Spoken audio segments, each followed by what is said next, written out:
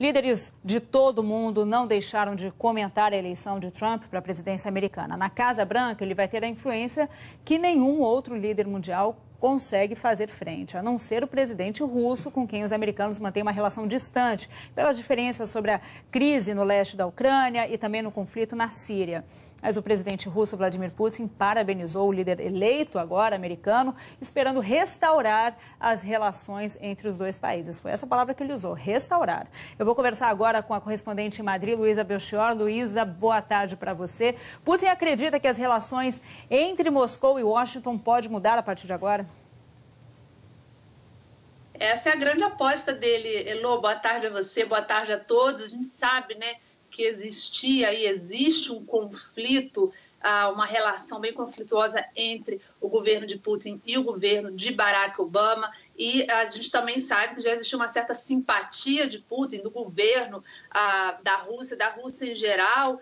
O correspondente Sandro Fernandes falou aí ao longo da manhã com relação à eleição de Donald Trump, e realmente foi isso que aconteceu. Após as eleições, o presidente Vladimir Putin enviou um telegrama ao presidente eleito, a Trump, felicitando pela sua vitória e convocando já Trump para um diálogo, para já começar o quanto antes um diálogo franco e aberto, nas palavras dele, para restaurar, como você frisou bem, ele usou essa palavra, restaurar as relações entre os dois países, relações que, segundo ele, vivem condições críticas.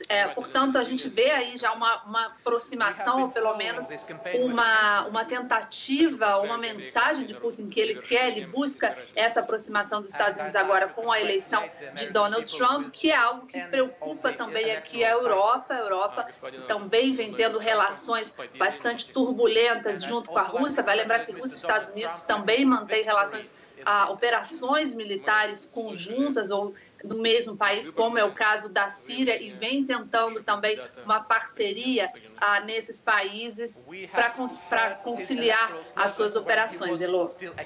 Pois é, Luiz, e vamos falar agora do restante da Europa. Como é que foi a reação por aí, hein? Não foi tão positiva como a de Putin, como a gente já podia imaginar, Elô. Por aqui, tanto entre os líderes quanto entre os mercados, a expectativa era de uma vitória de Hillary Clinton. Os mercados reagiram bastante mal, a gente já falou isso aqui antes, eles abriram em queda, continuam em queda. A Bolsa de Londres tinha subido um pouquinho, agora há pouco acabou de voltar para a queda. De Madrid é a que opera com a maior queda do dia, e os líderes também tentaram, não esconderam muito a sua decepção, mas também tentaram um discurso conciliatório no âmbito diplomático.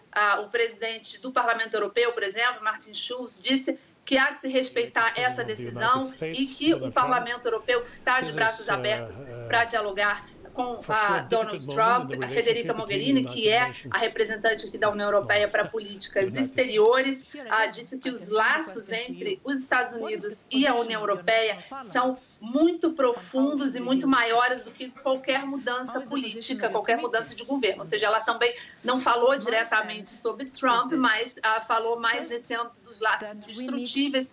Foi mais ou menos o discurso também entre os líderes. Mariano Rajoy, o presidente aqui da Espanha, também recém-reeleito ao cargo, também deu os parabéns a Putin. Essa mesma parabenização foi feita pelo presidente da França, François Hollande. A Hollande disse, ele admitiu que essa eleição abre um período de incerteza política no mundo inteiro, mas que os laços entre a França e os Estados Unidos são indestrutíveis também, ainda nesse discurso dos laços fortes da relação entre os dois países, apesar dessa nova eleição. Agora, a grande rival de Hollande, Marine Le Pen, que é a líder da Frente Nacional, uma das principais representantes da extrema-direita aqui na Europa, foi a primeira líder a parabenizar, como vocês estão vendo em sua conta, em uma rede social, Donald Trump. Ela felicitou o candidato eleito e disse que está pronta, que pode representar Donald Trump aqui na União Europeia, em Bruxelas. Ela já havia feito esse discurso. Angela Merkel, a primeira-ministra alemã, também felicitou e também lembrou de novo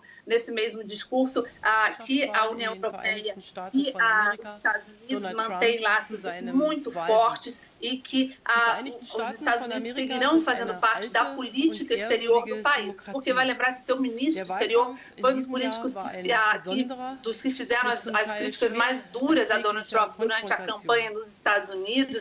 Ele disse que ele chegou a chamar Trump de um predicador do ódio por aqui. Agora, os ministros de exterior da União Europeia já estão planejando uma reunião na semana que vem em Bruxelas para discutir especificamente a política com os Estados Unidos agora, com a eleição de Donald Trump, Elô. Pois é, Luiz. Agora vamos falar um pouquinho desse lado do Atlântico, né? O México foi assunto durante toda a campanha e daí o presidente do México disse agora esperar aí manter boas relações, isso mesmo depois dos comentários preconceituosos de Trump. A gente lembra, né? Durante a campanha ele falou em construir um muro ali na fronteira do México com os Estados Unidos. Como é que vai ficar agora?